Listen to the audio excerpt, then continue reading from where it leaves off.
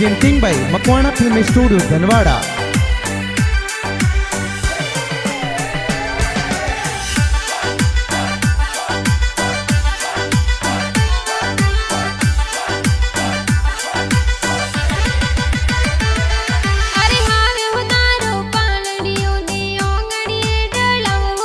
अरे नीता सूरो पालनियों ने ओंगणिए डळवोरा। अरे दिनेश जी पापा जी तो पालनियों हुल रवे होरा। अरे शांता देवी मम्मी जी हिलो हिलो गवे होरा। अरे कुबला देवासी कुसलापुरा में खुशियां जोर मनावे होरा। अरे भगता जी दादो साये तो पोतरा ने हुल रवे होरा। अरे देवू देवी दादी साई गुड़ पता सब टवे होरा। अरे भूपेंद्र जी काको सा खुण खुणिया जोर दी रवे होरा। अरे दरिया बुआ निर्मा बुआ जबला टोपी लवे होरा। अरे धनवाड़ा में कृष्ण जी मकवाना गाना बनावे होरा।